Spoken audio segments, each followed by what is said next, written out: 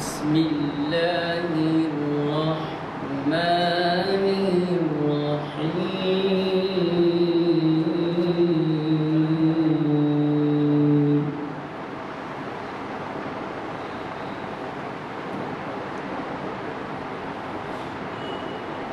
يا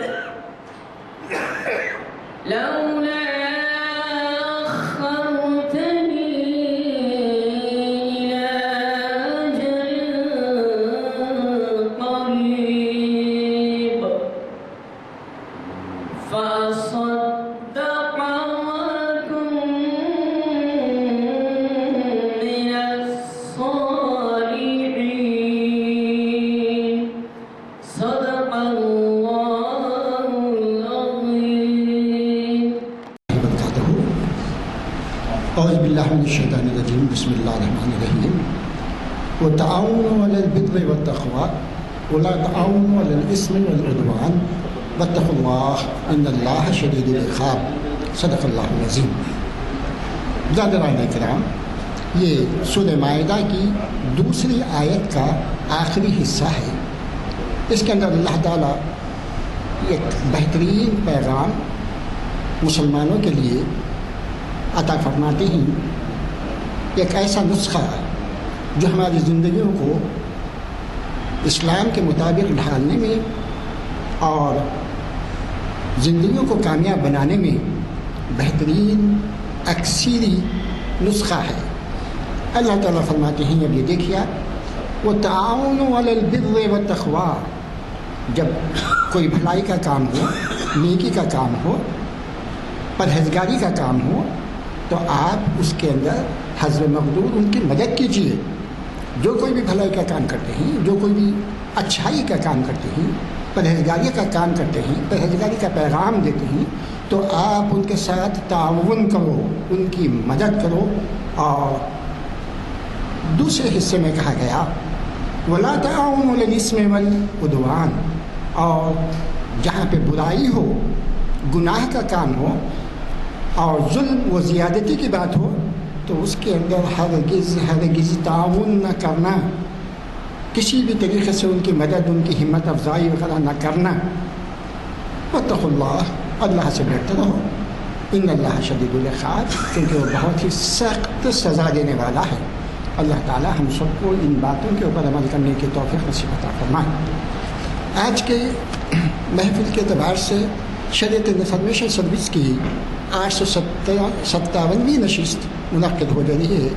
یہ conference hall Jama Masjid عالیہ میں 4 جولائی کو، اور آج مخاطب کرنے والے ہیں حیدرآباد کی جانی مانی شخصیت، حافظ قرآن، دین، عالم دین، اور قرآن اور حدیث پر کافی عبور رکھتے ہیں اور یہاں پہ سیاسی تجزیہ نگار بھی ہیں اور ہمارے معاشرے کی برائیوں کو بڑی گہری نگاہ سے دیکھتے ہیں اور اس کو جو ہے عوام الناس تک پیغام کو پہنچاتے ہیں، اور وہ شخصیت ہے ہمارے حافظ محمد اسحاق کمال خالدی صاحب۔ آج کا عنوان ہے وہ حج، ایک مشن، ایک تربیت۔ اب آپ اس کے اندر دیکھیں کہ وہ کس طریقے سے اور کس انداز سے ہم کو مخاطب کرتے ہیں۔ میں گزارش کرتا ہوں حافظ اسحاق کمال صاحب سے کہ وہ تشریف لائیں اور ہمیں محفوظ فرمائیں۔ ورحمۃ اللہ وبرکاتہ۔ اعوذ باللہ السمیع العلیم من الشیطان الرجیم، بسم اللہ الرحمن الرحیم۔ الحمد للہ رب العالمین، الرحمن الرحیم، مالک یوم الدین، والصلاة والسلام علی سیدنا محمد وآلہ وصحبہ اجمعین، اما بعد، فاعوذ باللہ من الشیطان الرجیم۔ وَلِلَّهِ عَلَى النَّاسِ حِجُّ الْبَيْتِ مَنِ اسْتَطَاعَ إِلَيْهِ سَبِيلًا وَمَنْ كَفَرَ فَإِنَّ اللَّهَ غَنِيٌّ عَنِ الْعَالَمِينَ۔ صدق اللہ العظیم۔ وقال النبی صلی اللہ علیہ وسلم: الحج المبرور ليس له ثواب إلا الجنة، وصدق رسولہ النبی الکریم۔ ہر قسم کی تعریف کے لائق اللہ ہی ہے، اس لیے کہ وہی تمام جہانوں کا، دنیاؤں کا پالنہار ہے،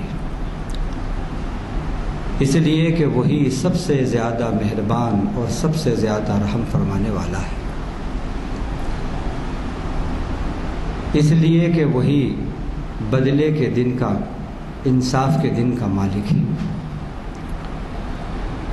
ایسی شان والے، آن والے پروردگار کے، اس کی شایع نشان درود اور سلام ہو اس کے آخری نبی اور رسول، تمام جہانوں کے لیے رحمت، ہدایت اور انقلاب بن کر تشریف لانے والے صاحب اسراء و معراج حضرت محمد مصطفیٰ صلی اللہ علیہ وسلم، آپ پر، آپ کی اولاد پر، آپ کے ازواج پر، آپ کے صحابہ و صحابیات پر، اور آپ کے ان تمام امتیوں پر جو آپ کے بتائے ہوئے راستے پر چل رہے ہیں اور قیامت تک چلتے رہیں گے۔ حمد و صلات کے بعد آج بتاریخ 4 جولائی 2022 مطابق 4 ذی الحجہ 1443 ہجری، بروز پیر، بوقت درمیان عصر مغرب، بمقام کانفرنس ہال مسجد عالیہ گن فاؤنڈری حیدرآباد تلنگانہ۔ اس وقت اللہ کی توفیق سے حج سے متعلق کچھ اہم وہ باتیں جو رب نے ہمیں سکھائی ہیں، بتائی ہیں، وہ اپنا آموختہ آپ کے سامنے، ان باتوں کو آپ کے سامنے اللہ کی توفیق سے پیش کرنا ہے۔ بعنوان حج، ایک تربیت، ایک مشن۔ اللہ تعالیٰ کہنے والے کو بھی جو کچھ کہہ رہا ہے عمل کی توفیق دے، اور سننے والے بھائیوں اور بہنوں کو بھی، اور جہاں تک اللہ کی یہ بات پہنچے اللہ ان سب کو سن کر عمل کرنے کی توفیق دے، اور یہ لیکچر کہنے والے، سننے والوں کی زندگی میں ایک انقلاب ثابت ہو، اور حاجیوں کی زندگی میں جو حج کرنے جا رہے ہیں اور جو حج کر کے واپس آ چکے ہیں، ان کی زندگی میں بھی یہ لیکچر ایک انقلاب ثابت ہو، اور ان کے لیے حج ایک ڈیوائن ٹریننگ اور ایک ڈیوائن مشن ثابت ہو۔ آج کے اس لیکچر کے 5 امپورٹنٹ پوائنٹس ہیں 5 اہم نقاط ہیں۔ پہلا ہے حج کی فضیلت اور اہمیت، دوسرا ہے کہ حج کیسا ہو، تیسرا ہے حج کا مختصر طریقہ،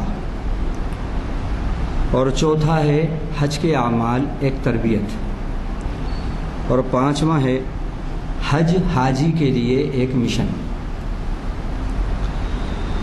اب اس میں پہلا جو پوائنٹ ہے حج کی فضیلت اور اہمیت، اس سلسلے میں آیات قرآنیہ اور احادیث میں سے کچھ احادیث، آیات قرآنیہ میں سے کچھ آیات جو ہم نے یہاں پر منتخب کی ہیں، سب سے پہلے وہ پیش کرتے ہیں۔ آل عمران آیت نمبر 97 میں جو ابھی آپ نے سنی، اللہ فرماتے ہیں وَلِلَّهِ عَلَى النَّاسِ حِجُّ الْبَيْتِ مَنِ اسْتَطَاعَ إِلَيْهِ سَبِيلًا وَمَنْ كَفَرَ فَإِنَّ اللَّهَ غَنِيٌّ عَنِ الْعَالَمِينَ۔ ترجمہ: لوگوں پر اللہ کے لیے، اس شخص کے لیے جو بیت اللہ کا قصد کرے، حج فرض ہے۔ جو بیت اللہ کے راستے میں امن کے ساتھ بیت اللہ تک پہنچنے پر قدرت رکھتا ہو، اور پھر فرمایا جس نے انکار کیا، اس حکم کو نہیں مانا، فَإِنَّ اللَّهَ غَنِيٌّ عَنِ الْعَالَمِينَ، تو بے شک اللہ تعالی جہانوں سے بے پرواہ ہے، ان کو جہاں والوں کی عبادت کی، جہانوں کی عبادت کی کوئی ضرورت نہیں ہے، وہ سب سے بے نیاز ہے۔ اس آیت سے ہمیں یہ معلوم ہوتا ہے کہ حج ایک فریضہ ہے، اسلام کا 5واں رکن ہے، یعنی اللہ کا حکم ہے، اور یہ اس پر فرض ہوتا ہے، حدیث میں آتا ہے جس کے پاس جانے آنے کا خرچ اور سواری کا خرچ، یعنی ذات اور راحلہ، توشہ، ٹفن کیریئر، ٹفن اور سواری، اس خرچ پر جو آسانی سے قابو پالے اور اس خرچ کو راستے کے اندر وہ کر سکتا ہو، اس کو افورڈ کر سکتا ہو وہاں تک پہنچنے کے لیے، اس پر حج فرض ہے۔ اللہ تعالیٰ نے ایک بات اور اس میں بہت اہم کہی کہ وَمَنْ كَفَرَ فَإِنَّ اللَّهَ غَنِيٌّ عَنِ الْعَالَمِينَ، اور جس نے انکار کیا، کفر کیا، یعنی حج کے فرض ہونے کا اس شرط کے ساتھ جس نے انکار کیا، تو گویا اللہ بے نیاز ہے۔ تو اس سے معلوم ہوا کہ اگر کوئی حج کو فرض نہ سمجھے ان شرائط کے ساتھ، ان کنڈیشنز کے ساتھ، تو گویا کہ وہ اللہ کی نظر میں کافر ہو گیا، قرآن کی نظر میں وہ کافر ہے۔ اگر وہ انکار کر رہا ہے کہ نہیں یہ کوئی فرض نہیں ہے۔ اب حدیث شریف میں جو استطاعت بتائی، جو آیت کے اندر استطاعت بتائی تھی، کیپیبلٹی بتائی تھی، اس کا ذرا ایکسپلینیشن ہوا ہے، اس کو تھوڑی سی وضاحت کے ساتھ اللہ کے نبی صلی اللہ علیہ وسلم نے بتایا ہے۔ فرمایا من ملک زادا وراحلۃ تبلغه الى بیت اللہ الحرام فلم یحج فلا علیہ ان یموت یہودیا او نصرانیا وذلک بان اللہ یقول وللہ علی الناس حج البیت۔ پھر یہ آیت پڑھی آپ صلی اللہ علیہ وسلم، جس کا ترجمہ ہے، یہ صحاح ستہ کی حدیث ہے، صحیح حدیث ہے کہ جو شخص بھی توشے یعنی ٹفن کیریئر اور سواری پر قدرت رکھتا ہو، ایسی سواری جو اس کو اللہ کے محترم ریسپیکٹڈ گھر تک پہنچا دے اور پھر بھی وہ حج نہ کرے تو آپ صلی اللہ علیہ وسلم پر یا اللہ پر کوئی ذمہ نہیں ہے اس بات کا کہ وہ یہودی ہو کر مرے یا نصرانی ہو کر مرے. اور یہ اس وجہ سے ہے کہ اللہ نے یہ فرمایا. پھر آپ نے وہ آیت پڑھی تو اس سے بہت سخت وعید ہمیں معلوم ہوتی ہے کہ یہ ایسا فریضہ ہے کہ جب اللہ کا وہ بندہ جو ایمان والا ہے اس کو جب اللہ تعالی اس نعمت سے مال و دولت سے سرفراز کر دیں اور اتنی کیپیبلٹی اس کے پاس کیپیسٹی ہو جائے کہ وہ قرض دار بھی نہیں ہیں, بیسک نیڈس جو اس کے ہیں وہ بھی ساری پوری ہو رہی ہیں, بیسک نیڈس اور قرضے یہ ادا کرنے کے بعد اتنا اس کے پاس ہے کہ وہ آرام سے کرایہ لگا سکتا ہے اور سواری خرچ اور راستے میں جو بھی ایکسپنسز ہوتے ہیں وہ ان کو افورڈ کر سکتا ہے, اور آنے جانے کا میں جو وقت لگتا ہے اس وقت کے لیے اپنے گھر والوں کے لیے خوراک کا انتظام کر سکتا ہے. تو اب اس پر حج فرض ہے. حج کے لیے ریٹائرمنٹ کا انتظار کرنا یا اوور ایج کا انتظار کرنا, جیسا کہ ایک ٹرینڈ ہے انڈیا, پاکستان اور بنگلہ دیش میں کہ یہاں پر 70% یہ دیکھا گیا کہ حج جو ہوتا ہے وہ اوور ایج میں ہوتا ہے, ریٹائرمنٹ کے بعد ہوتا ہے, اور جب سب سے فرصت ہو جاتی ہے تو پھر اللہ میاں یاد آتے ہیں, فرصت میں اللہ کو یاد کر لیں گے. اور اگر میں غلط کہہ رہا ہوں تو آپ حج ہاؤس میں جا کر جو لوگ حج کرنے جا رہے ہیں سروے کر لیجیے. جو حج کرنے جا رہے ہیں ان میں ریشو حج کرنے والوں کا کتنا اوور ایج ہے اور کتنا پرائم ایج ہے. اللہ تعالیٰ کے فریضے اور حکم کو ہم جب بالکل ریٹائرڈ لائف میں آ جاتے ہیں تب پورا کرتے ہیں. یہ حال صرف حج کے فریضے کا ہی نہیں ہے, نمازوں کا بھی یہی حال ہے. جوانی شیطان کے نام, اور اب ریٹائرڈ ہو گئے تو ماشاءاللہ مولانا صاحب بھی ہو جائیں گے اور اب نماز کے بھی پابند ہو جائیں گے, اور پھر مسجد کے صدر و سیکریٹری بن کے سب سے زیادہ ثابت کریں گے کہ ہم ہی سب سے زیادہ عبادت گزار ہیں. پھر وہاں جھگڑے پیدا کریں گے. سب نہیں کہہ رہا لیکن اکثر ایسا ہوتا ہے. تو ہم لوگ اللہ کے حکموں کے پورا کرنے میں سہولتوں کا انتظار کرتے ہیں, ریٹائرڈ لائف کا انتظار کرتے ہیں, اوور ایج ہونے کا انتظار کرتے ہیں. اسی لیے اللہ تعالیٰ نے بھی ہمیں اپنی جو رحمت کی بارشیں ہیں اور کرم کے فیصلے ہیں وہاں انہوں نے بھی یہ فیصلے اپنے پینڈنگ میں رکھے ہیں, ٹٹ فار ٹیٹ. لیکن یہ تو ان کا کرم ہے, ان کا فضل ہے کہ پھر بھی وہ نوازتے رہتے ہیں. تو جیسے ہی حج فرض ہو جائے انتظار نہیں کرنا, فوراً کر لینا حج. کیوں؟ موت کا کوئی بھروسہ نہیں. فَإِذَا جَاءَ أَجَلُهُمْ لَا يَسْتَأْخِرُونَ سَاعَةً وَلَا يَسْتَقْدِمُونَ. جب موت آ جاتی ہے اور مقررہ وقت آ جاتا ہے تو ایک سیکنڈ نہ آگے نہ پیچھے. کتنے لوگ ایسے ہیں کہ جو ملین آئر, بلین آئر, ٹریلین آئر ہیں, جن کے پاس آؤٹنگ کے لیے اور جن کے پاس ہنی مون منانے کے لیے فرانس اور لندن کے سفر میں ہنی مون منانے کے لیے کروڑوں روپیہ ہے ان کے پاس, لیکن اللہ کے گھر کے لیے اس عظیم الشان فریضے کی ادائیگی کے لیے چند کوڑیاں بھی نہیں ہیں ان کے پاس. ایسی بہت سی مثالیں ہم میں ہیں.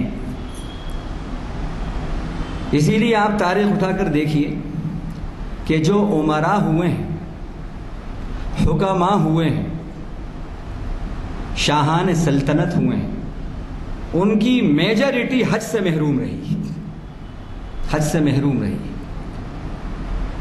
اور اتنا اللہ تعالیٰ نے ان کو نوازا تھا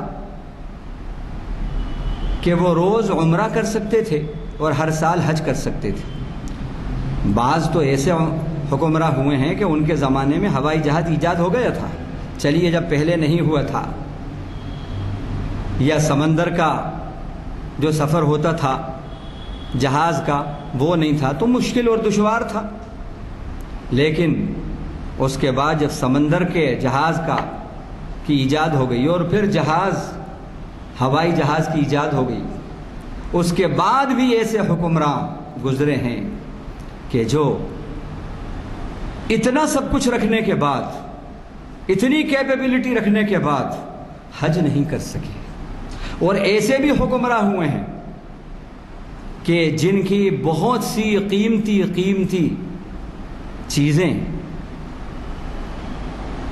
مدینہ اور مکے کے اندر ہیں، جو حاجیوں کے لیے، حاجیوں کی رہائش کے لیے رباط کی صورت میں ہیں، اور حاجیوں کی بہت سی فیسلٹیز کے لیے بہت اہم رول ادا کر رہی ہے، لیکن وہ بھی نہیں کر سکے۔ اور ایسے بھی والہانہ محبت کرنے والے تھے کہ انہوں نے مدینے کے نام سے المدینہ وقف کر دیا، ایک بلڈنگ کا نام ہی رکھ دیا، اور وہاں کا پیسہ وہاں پہنچاتے تھے۔ تو اللہ کی توفیق ہے، یہ اللہ کی توفیق ہے۔ اب اس میں تعویلات کہ یہ کنڈیشنز وہ کنڈیشنز، اللہ کے حکم کی ادائیگی کے لیے کنڈیشنز کا مطالبہ کرتے ہو، پھر اللہ بھی اپنی عطا کے لیے کنڈیشنز کا مطالبہ کریں گے۔ جب اللہ کی عطا بغیر کسی کنڈیشنز کے تمہیں مل رہی ہے، اس کا آکسیجن مل رہا ہے، اس کی ہوائیں مل رہی ہیں، اس کی بارشیں مل رہی ہیں، اور ہر وقت مل رہی ہیں، ہر لمحہ مل رہی ہیں، وہاں پیریڈیکلی کوئی بات نہیں ہے، وہاں ٹریڈیشنلی کوئی معاملہ نہیں ہے، وہاں ٹائملی کوئی معاملہ نہیں ہے، بلکہ وہاں پر فلی اور انٹائرلی معاملہ ہے اور ایکسٹریملی معاملہ ہے، تو پھر رب ذوالجلال کے حکم کی تکمیل کے اندر بھی کوئی تعویلات نہیں ہونا چاہیے۔ تو یہ سب اللہ کی توفیق سے ہے، وما توفیقی الا باللہ۔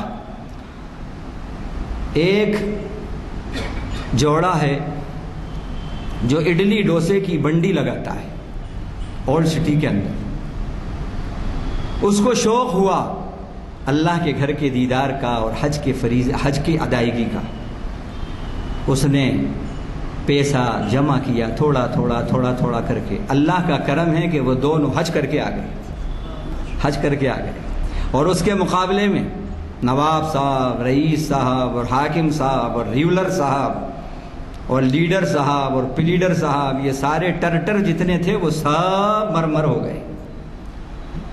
اللہ کی توفیق، اس لیے خیر کے کاموں کے اندر اللہ سے توفیق مانگتے رہنا چاہیے، اور آپ کو لا حول ولا قوت الا باللہ العلی العظیم کیا سگنیفیکینس کیا ہے اور امپورٹنس کیا ہے وہ بھی بتا دیتا ہوں۔ اس کو کثرت سے پڑھنا چاہیے۔ ہمارے یہاں لا حول ولا قوت الا باللہ العلی العظیم نے اپنی آئیڈینٹی کھو دی۔ کسی نے کوئی شرارت کری لا حول ولا قوت، کوئی بری بات دیکھی لا حول ولا قوت الا باللہ، کوئی بری خبر سنی لا حول ولا قوت کا کیا یہ مقام اور مرتبہ، کیا اس کا یہ ریکوائرمنٹ ہے، کیا اس کی یہ پوزیشن ہے؟ نہیں۔ سنیں، حول کہتے ہیں طاقت کو، اور قوت مانے بھی طاقت، لیکن اور دونوں عربی کے لفظ ہیں، لیکن دونوں میں فرق ہے۔ حول ایمان کی اس قوت کو کہتے ہیں جو آپ سے نیکیاں کرا لے، اور قوت ایمان کی اس طاقت کو کہتے ہیں جو آپ کو گناہوں سے روک دے۔ تو بندہ اس کے اندر کہتا ہے، اور یہ اللہ تعالیٰ نے مقرر کیے ہیں یہ الفاظ۔ حدیث میں آتا ہے لا حول ولا قوت کنز من کنوز الجنہ، جنت کے خزانوں میں سے خزانہ ہے لا حول ولا قوت الا باللہ۔ اب معنی کیا ہے اس کے سنیں، حیران ہو جائیں گے آپ۔ 70 سال 80 سال سے ماشاءاللہ ہم شیطان کو بھگانے کے لیے لا حول ولا قوت پڑھ رہے ہیں، لیکن اب 7 سیکنڈ ذرا سمجھ کے پڑھیں تو 1000 شیطان بھاگ جائیں گے۔ بغیر سمجھے شیطان کا بچہ بھی نہیں بھاگے گا۔ اب سمجھیں کہ اس کی امپورٹنس کیا ہے اور اس کے میننگ کیا ہے، اس کا سگنیفیکینس کیا ہے۔ تو لا حول ولا قوت کے معنی اے اللہ میرے اندر نہ نیکیاں کرنے کی طاقت ہے اور نہ میرے اندر گناہوں سے بچنے کی طاقت ہے، اگر ہے تو صرف اور صرف تیری طاقت، تیری توفیق اور تیری قدرت سے۔ اور اے اللہ آپ بڑی عظمت والے اور بڑی بلندی والے۔ تو یہ ہے لا حول ولا قوت الا باللہ۔ تو جب بھی یہ پڑھیں تو بس اللہ سے یہ نیت کے ساتھ پڑھیں، اے اللہ جو بھی خیر کی توفیقیں مجھے مل رہی ہیں یہ سب آپ کے کرم سے مل رہی ہیں، اور جو میں گناہوں سے رک رہا ہوں، جو میں رک گیا، فلاں شخص یہ گناہ کر رہا ہے، فلاں نے وہ گناہ کا ارتکاب کیا، فلاں نے وہ حرام کا ارتکاب کیا۔ اب ہم اپنے آپ کو دیکھتے ہیں تو سوچتے ہیں ہم تو اس میں شامل نہیں ہیں، تو یہاں فخر کی بات نہیں، شکر ہونا کہ اللہ اس میں میرا کوئی کمال نہیں ہے، یہ سب آپ کی توفیق ہے کہ آپ نے گناہوں سے بچایا اور آپ نے نیکیاں کرائی۔ ہمارے اندر یہ ہوتا ہے کہ ہم جب یہ دیکھتے ہیں کہ دیکھو ماشاءاللہ میں تو 5 وقت کا نمازی ہوں، جو جماعت سے نماز پڑھ رہا ہوں، اور ماشاءاللہ اب تو تہجد گزار ہو گیا، اور جب ہم کمپیریزن کرتے ہیں دوسروں کا اس طرح کہ انہیں دیکھتے ہیں کہ وہ تو صرف جمعہ اور عیدین پڑھتے ہیں، تو ذرا اندر سے ایگو جو ہے وہ موٹی ہوتی ہے، اور پھر سمجھتے ہیں کہ ہم ان سے سپیریئر ہیں۔ اندر سے شیطان یہ کہتا ہے تم ان سے بہتر ہو، تم یہ نیکیاں کر رہا ہو، یہ نیکیاں کر رہا ہو، یہ نیکی کر رہا ہو، وہ تو کچھ نہیں کر رہے۔ نہیں، اس وقت اللہ کا شکر ادا کرنا اور لا حول ولا قوت الا باللہ العظیم پڑھنا۔ ہمارا بچہ ہمارے ساتھ ایک دن مسجد جا رہا ہے تو اس نے کہا کہ بابا یہ لوگ مسجد میں دکانیں ہیں اور یہ محلے کے اندر یہ جو صاحب ہیں ان کو کبھی مسجد میں دیکھتے ہی نہیں ہیں، کتنا بڑا گناہ کر رہے ہیں، یہ کتنا گناہ گار ہو رہا ہے۔ تو میں نے کہا نہیں بیٹے، تمہارے اس جملے سے فخر کی بو آتی ہے، فخر کی بو آتی ہے، نہیں، بلکہ جب اس طرح کسی کو دیکھو کہ تم کو اللہ توفیق دے رہا ہے اپنے کسی فریضے کی، کسی حکم کی ادائیگی کی، اور دوسرے کو نہیں مل رہی، تو اس پر اللہ سے اس طرح دعا کرنا، اے اللہ جیسے تو نے مجھے اس اپنے عظیم الشان فریضے کے اور حکم کی ادا کرنے کی توفیق دی، ایسی میرے اس بھائی اور بہن کو بھی توفیق دے دے ادا کرنے کی۔ اس دعا کے اندر عجز و انکساری ہے، اللہ کو یہ پسند ہے۔ تو یہ حدیث شریف تھی۔ پھر حج کی فضیلت میں یہ بات آئی، حج المبرور لیس لہ ثواب الا الجنہ، جو حج مبرور ہے اس کا بدلہ سوائے جنت کے اور کچھ نہیں۔ حضرت ابو ہریرہ اس حدیث کے راوی ہیں اور متفق علیہ حدیث ہے، یعنی بخاری شریف اور مسلم شریف میں جو حدیث آتی ہے اس کو متفق علیہ حدیث بولتے ہیں۔ اب حج مبرور کیا ہے؟ مبرور سر سے اوپر سے گزر گیا ہوگا تو وہ بھی سن لیں۔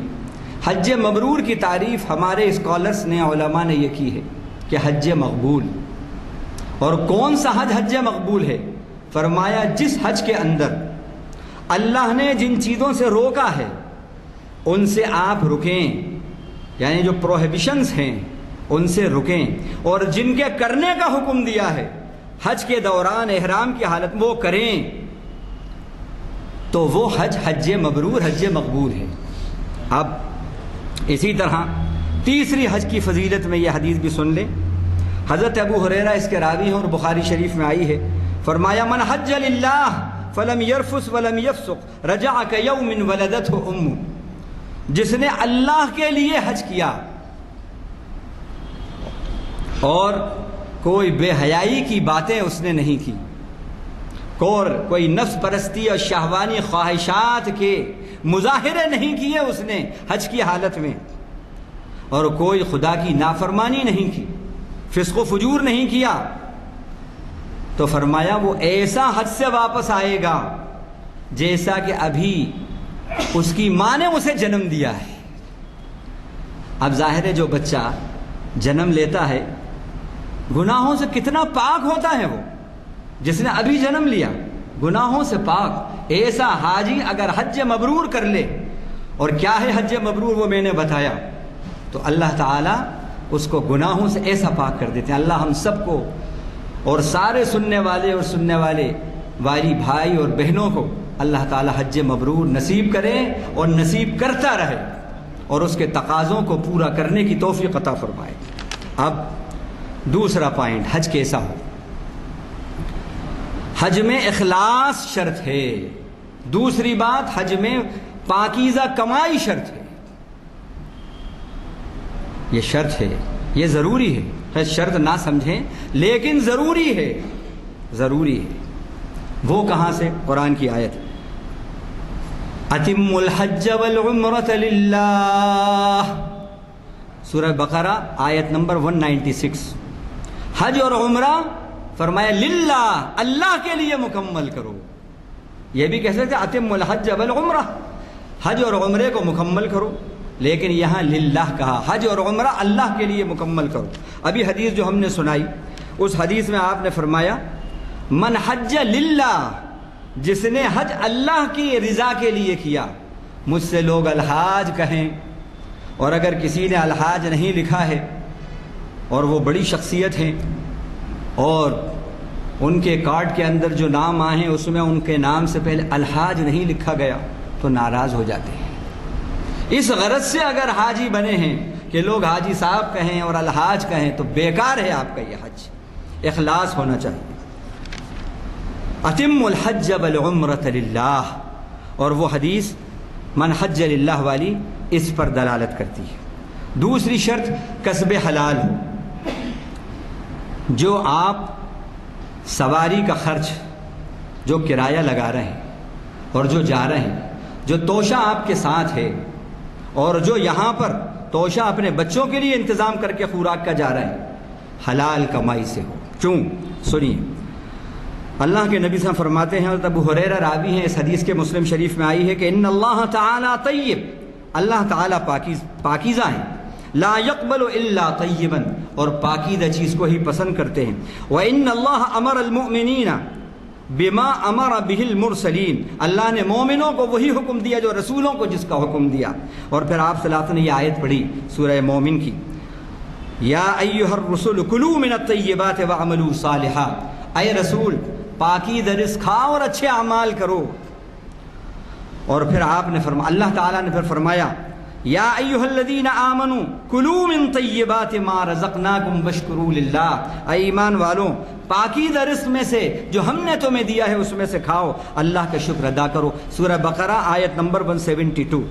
फिर आप सल्लल्लाहु अलैहि वसल्लम ने यह आयत पढ़ने के बाद फिर जिक्र किया, फरमाया सुम्मा ज़करा रजुला युतीलु अस्सफ़रा अशअसा अग़बरा यमुद्दु यदैहि इला समा या रब्बि व मतअमुहु हराम व मशरबुहु हराम व गुज़्ज़िया बिल हराम फ़अन्ना युस्तजाब।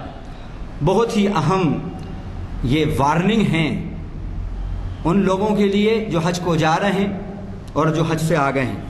फरमाया कितने लोग ऐसे हैं कि जो लंबे लंबे सफ़र करके जाते हैं और सफ़र में उनके बाल वो बिखर जाते हैं, बिखरे हुए बाल होते हैं और गुबार आलूद उनका जिस्म हो जाता है सफ़र की मसाफतों से, और वो मुक़द्दस मकामात पर पहुंचकर हाथ अपने फैलाते हैं, आसमान की तरफ दराज करते हैं और कहते हैं ऐ रब ऐ रब ऐ मेरे रब ऐ मेरे रब, यानी मेरी दुआ सुन। लेकिन फरमाया उनका खाना हराम, उनका पीना हराम, और जो ग़िज़ा वो खा रहे हैं वो ग़िज़ा हराम। फ़अन्ना युस्तजाब, अब कहाँ से मकबूलियत होगी इसका हम ख्याल नहीं रखते। पहलवान गन पॉइंट पे हफ्ते वसूल कर रहा है और उम्रे पे उम्रे कर रहा है, उम्रे पे उम्रा, 1 महीना उम्रा और 11 महीने गुमराह। यह अल्लाह को मकबूल नहीं है। कमाई पाकीज़ा हो, किसी को तकलीफ देकर उससे पैसा हासिल किया, गसब किया, हराम है वो। इसका ये भी शर्त है, अगर आप आपके हज को मुबारक और मकबूल बनाना चाहते हैं اور اس حج کو اللہ کے تقرب کا ذریعہ بنانا چاہتے ہیں، اور اس حج کو اللہ کی دوستی اور ولایت کا سبب بنانا چاہتے ہیں، اور اس حج کو دنیا اور آخرت میں انقلاب کا سبب بنانا چاہتے ہیں، تو یہ 2 شرطیں پوری کر کے حج کریں۔ اب تیسرا پوائنٹ، حج کا مختصر طریقہ۔ حج کے مہینے شوال، ذی قعدہ اور ذی الحجہ، یعنی حج کا جو مہینہ ہوتا ہے اس کے شروع کے 10 دن، یہ حج کے مہینے کہلاتے ہیں۔ 8 ذی الحجہ سے پہلے عمرہ کریں، یعنی احرام کے ساتھ کعبے کا طواف، صفا اور مروہ کے درمیان سعی کریں اور اپنے بالوں کو کتروائیں یا منڈوائیں، یہ عمرہ ہوا۔ اس کے بعد حج 8 ذی الحجہ سے شروع ہوتا ہے، 8 سے لے کے 12 ذی الحجہ تک، یہ 5 دن حج کے ہیں۔ 8 ذی الحجہ کو احرام باندھ کر منی پہنچ کر ظہر، عصر، مغرب، عشاء اور 9 ذی الحجہ کی نماز فجر تک منی میں قیام کریں۔ پھر 9 ذی الحجہ کے اندر منی سے تلبیہ پڑھتے ہوئے روانہ ہو کر ظہر سے پہلے عرفات پہنچیں، غروب آفتاب تک عرفات میں قیام کرنا ہے، نماز ظہر، عصر پڑھنا ہے، دعاؤں کا وہاں خوب اہتمام کرنا ہے۔ غروب آفتاب کے بعد تلبیہ پڑھتے ہوئے لبیک اللہم لبیک لا شریک لک لبیک ان الحمد والنعمت لک والملک لا شریک لک، یہ پڑھتے ہوئے پھر وہاں سے روانہ ہو کر رات مزدلفے میں پہنچ کر عشاء کے وقت میں مغرب کی نماز ملا کر پڑھنا ہے اور وہاں قیام کرنا ہے۔ پھر 10 ذی الحجہ کے اندر جو حج کے ایام میں ہیں، 10 ذی الحجہ کو غروب آفتاب سے پہلے منی کے لیے روانہ ہو جانا ہے، وہاں پہنچ کر آخری جمرے پر کنکریاں مارنا ہے، پھر قربانی کر کے پھر بال منڈوا کر یا کتروانا ہے، پھر احرام اتار کر اب تمام لباس میں، یعنی اب عام لباس میں، یعنی سول ڈریس میں طواف زیارت کرنا ہے، پھر حج کی طرف بیت اللہ کو آنا ہے اور طواف زیارت کہتے ہیں وہ کرنا ہے، اور پھر حج کی صفا اور مروہ کے درمیان سعی کرنا ہے۔ یہ مختصر سا وہ تھا۔ 11 ذی الحجہ کو تینوں جمرات پر، جس کو ہم ہماری اصطلاح کے اندر چھوٹے، منجلے اور بڑے شیطان کہتے ہیں، جمرات بولتے ہیں، جمرہ کہتے ہیں کنکری مارنے کو، تو چونکہ وہاں کنکریاں ماری جاتی ہیں اس کا نام جمرہ ہے۔ جمار کرنا، تو وہاں پر تو تینوں جمرات پر زوال کے بعد 7 کنکریاں ماریں گے، اور جیسے ہی کنکری مارنا شروع کریں گے تلبیہ بند کر دیں گے، اللہ اکبر ہر کنکری پر کہہ کر کنکریاں ماریں گے۔ اس کی حقیقت کیا ہے، اصل کیا ہے اور روح کیا ہے، وہ میں آگے کے پوائنٹ میں بتاؤں گا۔ 12 ذی الحجہ کو بھی یہی عمل کرنا ہے، زوال کے بعد کرنا ہے، پھر واپسی میں طواف وداع کر کے بیت اللہ سے رخصت ہو جانا ہے۔ یہ مختصر حج کا تعارف تھا۔ اب چوتھا پوائنٹ ہے اعمال حج ایک تربیت۔ اب یہ جو ہے یہ چوتھا اور 5واں پوائنٹ، جیسے ایٹم کا نیوکلیس ہوتا ہے، یہ ہمارے لیکچر کا نیوکلیس ہے، عنوان بھی یہی ہے کہ حج کے اعمال ایک تربیت، اور پھر آگے ہے حج ایک مشن، احرام۔ اب اس میں کیا تربیت ہے وہ سمجھیں۔ کتنے لوگ ہیں یہ سارے اعمال کرتے ہیں، لیکن جو اس کی روح ہے وہ روح سے خالی ہوتے ہیں، وہ روح سے خالی ہوتے ہیں۔ دیکھیے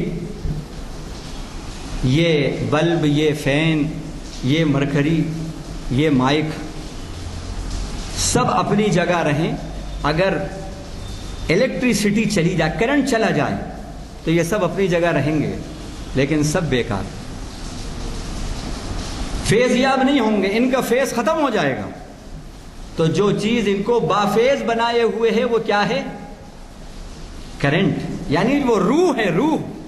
اگر وہ روح نکل جائے سب رہیں گے لیکن سب بے فیض ہو جائیں گے۔ اور بھی مثالیں ہیں، ان بس ایک کافی ہے۔ بالکل اسی طرح احرام، تلبیہ، تکبیر، وقوف عرفہ، قربانی، رمی جمرات، یہ ساری چیزیں زبردست ہیں، بافیض ہیں، لیکن ان میں فیض اسی وقت ہوگا جب ان میں ان کی اسپرٹ ہوگی، کرنٹ ہوگا۔ اور اگر یہ اسپرٹ لیس ہوں گے تو پھر جیسے یہ ساری چیزیں موجود ہیں، کرنٹ چلا گیا، سب بے فیض ہو جائیں گے۔ بالکل اسی طرح وہ حاجی، ٹریڈیشنل حاجی تو ہوگا، لیکن وہ انقلابی حاجی نہیں ہوگا۔ اب احرام کی کیا خصوصیات، کیا تربیت کرائی گئی احرام سے، سنیے۔ احرام کے معنی ہیں محروم کر دینا، یعنی ان چیزوں سے رک جانا، روک دینا ان چیزوں سے جو پروہیبیشنز ہیں، پروہیبٹڈ تھنگس ہیں، جن چیزوں کو اللہ نے منع کیا ہے ان سے رک جانا۔ وہ لباس آپ کو معلوم ہے جو احرام کا لباس ہوتا ہے وہ پہن لیا، جو انٹیلرڈ ہوتا ہے اس کو آپ نے پہن لیا، 2 چادریں 1 ازار وہ پہن لیا آپ نے۔ اب اس میں کیا ہے، اس کی روح اور تربیت کیا کرائی گئی؟ ممنوعات سے اس میں روکا گیا ہے۔ ظاہر ہے جب آپ احرام باندھے ہیں، جھوٹ حرام ہے، وہ چیزیں جو حلال ہیں وہ بھی نہیں کر سکتے آپ، خوشبو نہیں لگا سکتے حالانکہ خوشبو حلال ہے۔ جائز تعلقات قائم کرنا، انجوائے کرنا حلال ہے، لیکن وہ بھی حرام ہے، وہ بھی حرام ہے۔ جھوٹ، دغل فصل، شکار، احرام کی حالت میں شکار بھی نہیں کر سکتے، حرام ہے حالانکہ حلال ہے، لیکن یہ چیزیں حرام ہیں۔ تو اس میں کیا تربیت ہو رہی ہے؟ اس میں تربیت ہمیں یہ ہو رہی ہے کہ جھوٹ سے، شرک سے، بت پرستی سے، یہ سب ممنوع چیزیں ہیں، بت پرستی سے، بے حیائی سے، خدا کی نافرمانی سے، لڑائی جھگڑے سے رکنا ہے۔ یہ سب کہاں ہیں؟ فرمایا فَاجْتَنِبُوا الرِّجْسَ مِنَ الْأَوْثَانِ وَاجْتَنِبُوا قَوْلَ الزُّورِ۔ اے حاجیوں، یہ حاجیوں سے کہا جا رہا ہے، اور سورہ حج کی یہ آیت ہے، سورہ حج رکوع نمبر 4 کی یہ آیت ہے۔ فرمایا جا رہا ہے حاجیوں سے، اے حاجیوں اب تم حج کر چکے ہو، جو حج کر رہے ہو، بتوں کی گندگی سے بچو اور جھوٹ سے بچو، وَاجْتَنِبُوا قَوْلَ الزُّورِ، جھوٹ سے بچو، اور اللہ کے لیے حنیف بن جاؤ، یعنی اپنی آرزویں اور تمنائیں مخلوق سے کاٹ کر اپنی امیدیں اور تمنائیں اللہ سے وابستہ کرو۔ غیر مشرکین بھی، شرک کرنے والے نہ رہنا، اب تم شرک نہ کرنا۔ یہ تو اس کے اندر ہمیں کیا بتایا؟ اس میں بتایا احرام کے اندر ان سب چیزیں سے رکتا ہے بندہ، تو جیسے وہاں رکے ہو اسی طرح تمہیں اب حج سے آنے کے بعد کی زندگی میں جو ٹریننگ مل رہی ہے وہ یہ کہ جھوٹ سے عمر بھر رکو گے، بے حیائی سے رکو گے، لڑائی جھگڑے سے رکو گے، جدال آیا، فسق و فجور نافرمانیوں سے رکو گے۔ یہ احرام میں تربیت دی جا رہی ہے، یہ احرام میں تربیت دی جا رہی ہے۔ جھوٹ سے رکو گے۔ بہت سے حاجی صاحبان ہیں نمبر 2 کے کاروبار ہیں، سودی کاروبار چل رہے ہیں، حج کر کے آ گئے، جھوٹ بول رہے ہیں، حرام کا ارتکاب نہیں۔ یاد رکھیے میڈیسنز اور ٹیبلٹس اور انجیکشنز، یہ جو بھی وجود میں آتے ہیں کائے کے لیے، صحت دینے اور شفا دینے کے لیے آتے ہیں، لیکن اگر خدا نخواستہ ریئیکشن ہو جائے تو یہی میڈیسنز جو شفا دیتی ہے کبھی کبھی موت بھی لے لیتی ہے، موت کا سبب بن جاتی ہے۔ تو حج تو اللہ کا فریضہ ہے، زبردست انقلاب ہے اس میں، لیکن اگر اس کی شرائط پوری نہیں کی، یہ احرام کے جو تقاضے، جو ٹریننگ تم نے لی ہے وہ آ کر وہ پوری نہیں کی، یہ ممنوع چیزوں سے رکے نہیں، تو یاد رکھو کبھی کبھی ایسا ہوتا ہے کہ ہم نے دیکھا حاجی کی زندگی حج سے پہلے کی بہت اچھی، ایسے ہیں، دیکھا ہے میں نے، اور حج کے بعد آئے تو کچھ ایسوں کو دیکھا کہ ان کی زندگی حج سے آنے کے بعد اور خطرناک ہو گئی، ریئیکشن ہو گیا۔ تو یہ حج کی تربیت ہے۔ اسی طرح تربیت نمبر 2 فرمایا موت کا، یہ احرام موت کے کفن کی یاد دلاتا ہے۔ دیکھیے کفن جو ہوتا ہے وہ انٹیلرڈ ہوتا ہے نا، چادریں جو اس میں ہوتی ہیں انٹیلرڈ ہوتی ہیں، سلی ہوئی نہیں ہوتی ہیں، اور جو احرام ہوتا ہے وہ بھی انٹیلرڈ ہوتا ہے، تو اور موت کا کفن بھی سفید ہوتا ہے، اور یہ جو احرام ہے یہ بھی سفید ہوتا ہے۔ یہ کیا ہے؟ یہ احرام تربیت دے رہا ہے آپ کو، تربیت کر رہا ہے آپ کی، اپنے موت کو، اپنے کفن کو یاد رکھو، موت اور کفن کو یاد رکھو، ایک دن مرنا ہے، خدا کے حضور حاضر ہونا ہے۔ یہ ریمائنڈر ہے، ریمائنڈر، موت اور کفن کا ریمائنڈر ہے یہ احرام۔ کتنے حاجی ہیں نہیں وہ احرام باندھ کر سیلفیاں لیتے رہتے ہیں، ارے اگر موت اور کفن کو یاد رکھیں تو سارے سیلفیاں ختم ہو جائیں اور سیلفشنس ختم ہو جائے ان کی. لیکن ہم نے دیکھا احرام کے اندر سیلفیاں لے رہے ہیں. یہ کیا ہے؟ یہ اس بات کی علامت ہے کہ حج کو ایک فارمیلٹی سمجھ کر کر رہے ہیں، اس میں سنسیئرٹی نہیں ہے. اور جب تک سنسیئرٹی نہیں ہوگی حج میں ریئلٹی نہیں آئے گی، اور جب تک ریئلٹی نہیں آئے گا انقلاب نہیں پیدا ہوگا، وہ ایفیکٹو نہیں بنے گا، امپریسو نہیں بنے گا، وہ زندگی میں انقلاب نہیں لائے گا. تو یہ بہت اہم باتیں تھیں. تو یہ احرام موت کا اور کفن کا ریمائنڈر ہے، یعنی موت کو یاد کرنا اور موت کے بعد کی زندگی کی تیاری کرنا، یہ احرام ہمیں سکھاتا ہے. اب تلبیہ میں کیا ٹریننگ دی گئی؟ تلبیہ کے معنی کیا ہے؟ لبیک پڑھنا. وہ کیا ہے؟ لبیک اللہم لبیک لا شریک لک لبیک ان الحمد والنعمت لک والملک لا شریک لک. معنی کیا ہے؟ اے اللہ میں حاضر ہوں، اے اللہ میں حاضر ہوں. ہم بڑی آسانی سے بس اس کو ردم کے ساتھ پڑھ لیتے ہیں. سوچئے سیدنا ابراہیم کو جب حکم ہو رہا ہے، ہر حکم پر انہوں نے یہ جملہ کہا ہے اللہ کے ساتھ، اے اللہ آپ جو حکم دے رہے ہیں بغیر کسی چون و چرا کے میں حاضر ہوں اس کی تکمیل کے لیے.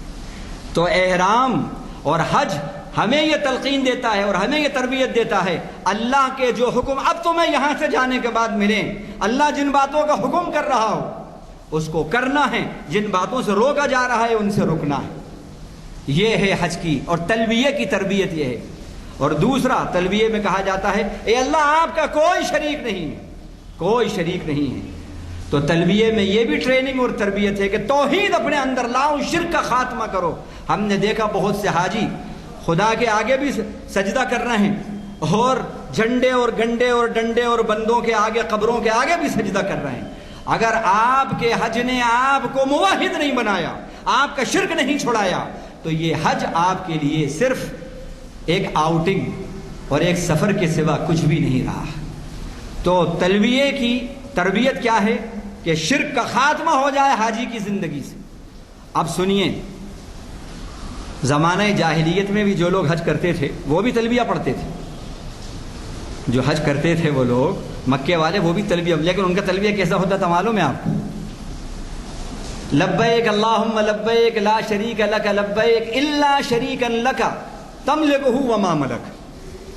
اے اللہ ہم حاضر ہیں اور آپ کا کوئی شریک نہیں سوائے بس ایک شریک کے جس کو آپ نے اپنا وائسرائے بنا دیا ہے. یعنی یہ لات، عزا، منات، حبل جن کی وہ پوجا پاٹ کرتے تھے بت، بس جس کی جو قبیلہ بت پرستی کرتا تھا وہ اس کا نام لیتا تھا، لیکن بس وہ آپ کا ایک شریک ہے اور آپ اس کے مالک ہیں اور جس کا وہ مالک ہے اس کے بھی آپ ہی مالک ہیں. یہ تلبیہ ہوتا تھا مشرکین مکہ کا. اب مشرکین مکہ کے تلبیہ میں اور ہمارے تلبیہ میں کیا کچھ فرق ہے؟ عجیب بات لگ رہی ہوگی، بڑا گراں گزر رہا ہوگا کہ یہ مولانا کیسی باتیں کر رہے ہیں، لیکن یہ سب حقیقت بتا رہا ہوں. مشرکین کا تلبیہ کیسا ہوتا تھا؟ شرکی ملاوٹ کے ساتھ ان کا تلبیہ ہوتا تھا کہ ہم جن کو مان رہے ہیں آپ کو چھوڑ کر، اپنی آرزویں اور تمنائیں جن سے وابستہ کیے ہوئے ہیں وہ وابستہ کرتے رہیں گے حج کے بعد بھی، ہم اس کو نہیں چھوڑیں گے، شرک سے نہیں رکیں گے. اور ہم کیا کرتے ہیں؟ حج سے پہلے شرکیہ باتوں میں مبتلا تھے، حج کے ایسے آنے کے بعد بھی حاجی صاحب شرک میں مبتلا ہیں، نماز غارت کر رہے ہیں. تو پھر حج کہاں سے انقلابی بنے گا؟ روح حج یہ ہے. تلبیہ کی تربیت یہ ہے کہ شرک کا خاتمہ ہو. تلبیہ کی تربیت یہ ہے کہ جو اللہ حکم دے رہے ہیں ان حکموں پر ہر وقت حاضر رہنا، ریٹائرمنٹ کا انتظار نہیں کرنا، ریٹائرڈ لائف کا انتظار نہیں کرنا. یہ تلبیہ کی یہ تربیت ہے. اسی طرح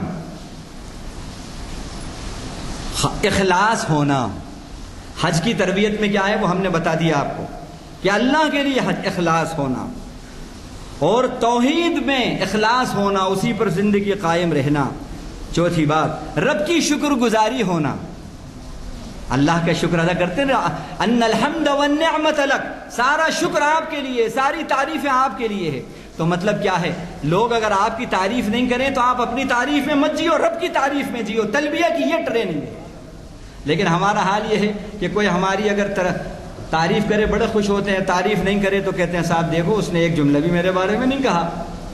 جب خدا کی تعریف میں مزہ آنے لگے آپ کو خدا کے شکر میں مزہ آنے لگے، بھلے ہی آپ کی کوئی تعریف کرے یا نہ کرے، آپ کا شکر ادا کرے یا نہ کرے، آپ کو اس میں نہیں، اپنی تعریف میں نہیں، خدا کی تعریف میں مزہ آنے لگے، تو یہ تلبیے کی ٹریننگ ہوئی، یہ ہے حج کی ٹریننگ۔ اسی طرح طواف سے تربیت۔ طواف میں کیا ہے؟ اللہ کو کے گھر کو بیچ میں رکھ کر چاروں طرف طواف کرتے ہیں۔ کیا مطلب ہے؟ کبھی سوچا آپ نے اللہ کو کیا پڑی تھی کہ پریکرما کرانے کی؟ کیا میننگ ہے اس کے اندر؟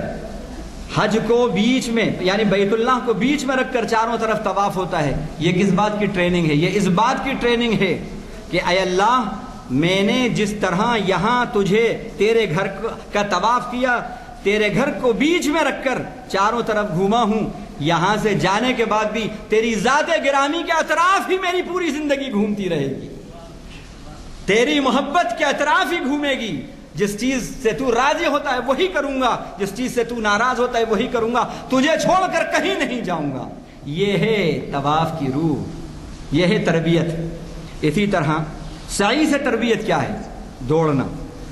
ہماری ساری چلت پھرت جو ہوتی ہے وہ اس کی روح کیا ہے؟ اس کی روح یہ ہے جو بھی تمہاری ایکٹیویٹیز اور سرگرمیاں ہیں وہ رب کی نسبت پر ہوں، وہ اسپیڈ اپ ہوں رب کی نسبت پر۔ یہ چلت پھرت میں خدا کو لاؤ، اپنی سرگرمیوں میں خدا کے دین کی پھیلانے کی کوششوں کو شامل کرو۔ کیونکہ وقت کم ہے اس لیے میں یہاں پر جلدی جلدی چل رہا ہوں۔ اسی طرح وقوف عرفہ، اس کے بارے میں آتا ہے کہ عرفہ میں جو قیام ہوتا ہے اس کو کہا وہ حج ہے، حج کا ایک رکن ہے، بہت اہم رکن ہے۔ اگر اس کو آپ نے ادا نہیں کیا تو حج ادا نہیں ہوگا آپ کا، سب کر لیں۔ اس میں کیا ہے؟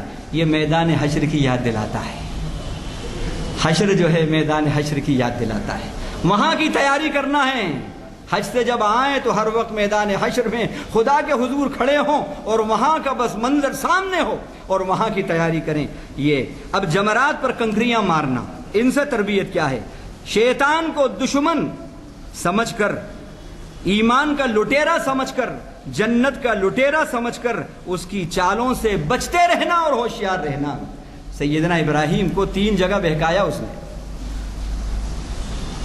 جا رہے ہیں، ارے اس سے پہلے دیکھو، تمہیں معلوم نہیں کہ جس نے قتل کیا ہے حابیل قابیل کا، اس نے ذکر کیا، تو کیسا لوگ اس کو یاد کرتے ہیں۔ اگر تم اپنے بیٹے کو قتل کرو گے تو ایسے ہی تاریخ میں تمہارا نام لوگ بہت ہی جو ہے ظالم باپ کی طرح لیں گے۔ کیسا بہکاتا ہے تعبیروں کے ساتھ۔ حضرت ابراہیم نے کہا وہ مردود، وہاں پر معاملہ خدا کی بغاوت والا تھا، یہاں میں خدا کے حکم کے اندر یہ قربانی دے رہا ہوں، تو دونوں میں فرق نہیں کر رہا۔ مردود لا حول ولا قوت الا باللہ لیا اور آپ نے کنکری ماری اس کو۔ تو یہ جو شیطان کو جمرات کرتے ہیں، کنکریاں مارتے ہیں، اس میں یہ بات پوشیدہ ہے۔ شیطان جب جب بہکاوے، جب شیطان آ کے مختلف طریقوں سے بہکاوے، مختلف تعویلات سے بہکائے اور اللہ کے حکموں سے روکے، بس اس وقت ہوشیار رہنا اور اس کو دشمن سمجھ کر بچنا۔ جیسا کہ اللہ تعالیٰ نے فرمایا ان الشیطان لکم عدو فاتخذوہ عدوا، بے شک شیطان تمہارا دشمن ہے، تم کیوں پیچھے ہٹتے ہو، تم بھی دشمن سمجھو۔ تو کنکریاں ہمیں یہ سکھاتی ہیں، جمر ہمیں یہ سکھاتا ہے کہ شیطان تمہارا دشمن ہے، تم بھی دشمن سمجھو۔ اگر آپ دشمن کو دوست سمجھو گے تو آپ کا بڑا نقصان ہوگا، یاد رکھو۔ لیکن آج ہمارا حال یہ ہے کہ وہ تو دشمن ہیں لیکن ہم اس کو دوست بنائے ہوئے ہیں۔ اسی طرح قربانی میں تربیت کیا ہے؟ حکم خدا پر محبوب شے جو ہے، اللہ کے حکم کی خاطر اپنے محبوب شے، اپنے جذبات، اپنی خواہشات کو بغیر کسی انفارمیشن، کنفرمیشن، ایفرمیشن، ایسرشن کے قربان کر دینا اور اس کے حکم کی تعمیل کرنا۔ جب اللہ کے نبی حضرت ابراہیم خلیل اللہ کو حکم ہوا ذبح کرنے کا، تو جبریل نے آ کر نہیں کہا تھا کان میں فکر مت کرو، اللہ حکم تو دے رہے ہیں لیکن تمہارا بچہ ذبح نہیں ہوگا، جنت سے دمبا آ جائے گا۔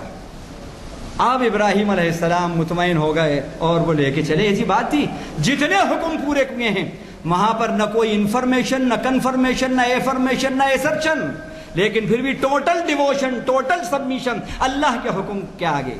تو اللہ کے حکم کو پورا کرنے میں انتظار کسی انفارمیشن، کسی کنفرمیشن، کسی افرمیشن کا نہیں کرنا، حالات کے سازگار ہونے کا نہیں کرنا، اب کرنا، ابھی کرنا۔ آج تو جو حاجی حج کرتے ہیں تو ماشاءاللہ صفا و مروہ پہ ایسی فٹ ہے، کوئی ان کو تکلیفیں ہی نہیں ہوتی، بڑے آرام سے حج ہو جاتا ہے۔ اس زمانے کے اندر حکموں کو پورا کرنا کیسا تھا آپ سوچیں۔ اب حلق یا قصر کراتے ہیں، سر منڈواتے ہیں، کترواتے ہیں بال، کیا مطلب ہے اس میں؟ اپنے حسن و تربیت کو حکم خدا کے تابع رکھنا، اپنے حسن و تربیت، حسن اور زینت کو اللہ کے حکم کے تابع رکھنا، اور اسی میں حسن کو حسن سمجھنا۔ تکبیرات کی روح کیا ہے؟ تکبیرات سے تربیت کیا ہے؟ اللہ کو بڑا مان کر اللہ کی ماننا۔ ہم اللہ کو تو بڑا مانتے ہیں لیکن اللہ کی بڑائی نہیں کرتے، ہم اپنی بڑائی میں جی رہے ہیں، کوئی عہدے کی بڑائی میں جی رہا ہے، کوئی کرسی کی بڑائی میں جی رہا ہے، کوئی سرٹیفکیٹ اور ڈگریوں کی بڑائی میں جی رہا ہے، ہاں، اور کوئی اپنے کسی بڑائی میں نہیں۔ اللہ اکبر ہمیں یہ سکھاتا ہے، اور نماز میں بھی اللہ اکبر جو سب سے زیادہ اللہ کی صفت کا ریپیٹیشن ہے، وہ یہ سکھاتا ہے کہ اللہ کے حکم کے آگے اپنی ذات کو مائنس کر لو، اصغر کر لو۔ جب خدا کا حکم آئے تو وہی بڑا ہے، اس کو ماننا ہے، اس کی ماننا ہے۔ اور جب اب تم وہاں سے واپس آؤ، فَإِذَا قَضَيْتُم مَنَاسِكَكُمْ فَاذْكُرُوا اللَّهَ كَذِكْرِكُمْ، یہ کہا گیا جب تم واپس آؤ عرفات سے اور اب حج کے فرائض ادا کر دو تو اللہ کو ایسے یاد کرو جیسے اپنے باپ دادوں کو یاد کرتے ہو۔ یہ ہے حج کی تربیت، کہ اللہ کی آنے کے بعد ایسی یاد آپ کی زندگی میں جاری ہو، اور ایسے مزے سے اللہ کی یاد کرو، وہ مزاج بن جائے جیسے اپنے باپ دادوں کو مزے لے کر اللہ بخشے میرے دادا ایسے، اللہ بخشے میرے ابا ایسے، اللہ کی یاد میں مزہ آنے لگے۔ یہ ہے حج کی تربیت۔ اسی طرح حج سے واپسی میں تقوی اور پرہیزگاری، فرمایا تزودوا فإن خیر الزاد التقوی، تم جب چلا کرو تو تقوی کا توشہ لے لو، اور بہترین توشہ تقوی کا توشہ ہے۔ لیکن ہمارا حال یہ ہے کہ ہم بجائے تقوی کے ڈیوائن ٹفن کیریئر کے ساتھ واپس ہونے کے، ہم چاندی سونے کے تحفے تو لاتے ہیں، محترمہ کی فرمائش، ان کی فرمائش، لیکن تقوی کا توشہ لے کر حاجی صاحب نہیں آتے۔ جب آؤ وہاں سے تقوی کا اور پرہیزگاری کا توشہ لے کر آؤ۔ اب یہ ہے، اس کے بعد آخری جو بات تھی، حج حاجی کا ایک مشن۔ اب چونکہ وقت غالباً اجازت نہیں دیتا، یہ جو آخری 5واں پوائنٹ ہے، حج حاجی کا ایک مشن، اس پر انشاءاللہ اللہ نے توفیق دی تو اسی عنوان پر اس کی تکمیل کریں گے آئندہ۔ اس میں اللہ سے دعا ہے کہ روح حج اللہ تعالی ہمیں عطا فرمائے، اور اس حج نے جو ایک حاجی کی تربیت کری ہے، اور جیسا یہ حج کا ریکوائرڈ کیریکٹر ہے، وہ کردار اللہ تعالی ہم کو عطا فرمائے۔ اور خلاصہ مختصر سا بس یہ سمجھ لیں کہ اس میں حج کا مشن کیا ہے، اتبعوا ملت ابراہیم حنیفا۔ اللہ تعالیٰ کہہ رہے ہیں سارے حاجیوں سے ابراہیم کے مشن، ملت مانے مشن، ملت مانے طریقہ، ابراہیم کے طریقے اور ملت کو فالو کرو۔ اب یہ سب جو باتیں ابھی آپ نے سنی، یہ سب ابراہیم کی ملت اور ابراہیم کا مشن تھا، اب اس پہ قائم رہنا ہے۔ اقبال کے اس شعر پر بات ختم کریں گے۔ آج بھی ہو جو براہیم سے ایما پیدا، آج بھی ہو جو براہیم سے ایما پیدا، آگ کر سکتی ہے انداز گلستاں پیدا، آگ کر سکتی ہے انداز گلستاں پیدا۔ میری زندگی کا مقصد تیرے دین کی سرفرازی، میں اسی لیے مسلمان، میں اسی لیے نمازی۔ یہ ہے حج کا مشن۔ اب اس کی وضاحتیں انشاءاللہ آئندہ اللہ نے توفیق دی تو لیکچر میں آپ کے سامنے کر دیں گے۔ وآخر دعوانا الحمدللہ۔ السلام علیکم حضرات، مجھے یہ یاد دلاتے ہوئے بڑی مسرت ہوتی ہے کہ ہمارے ان محافل کا آغاز مولانا کے خطاب سے ہوا تھا، اور ابتدا میں محراب کے پاس خطاب ہوتا تھا، اس کے بعد لائبریری جو ہمارا ریڈنگ روم ہے وہاں، اور پھر اس کے بعد سے آج تک وہ سلسلہ جاری ہے، اور ہمیشہ یہاں منتظر رہتے ہیں ہم آپ کے خیالات سننے کے لیے۔ اللہ تعالیٰ آپ کے قوت گویائی میں اور ترقی دے۔ اندازہ لگائیے کہ وہ کتنی تیاری سے آتے ہیں، کہ کوئی پہلو شاید عنوان کا ایسا نہیں ہوتا جس کے اوپر کیا روشنی ڈالتے ہیں۔ بہرحال اللہ کا شکر ہے کہ ہمیں ایسی محفل میں شرکت کا موقع ملتا ہے، میں ان سے گزارش کرتا ہوں کہ دعا فرمائیں. سبحان اللہ وبحمدہ سبحانک اللہم وبحمدک نشہد ان لا الہ الا انت نستغفرک ونتوب الیک. اللہم اجعلنا من الذین یستمعون القول فیتبعون احسنہ. اللہم اسمعنا منادی الجنة مع الابرار. وصلی اللہ تعالی علی خیر خلقہ محمد وآلہ وصحبہ اجمعین. آمین.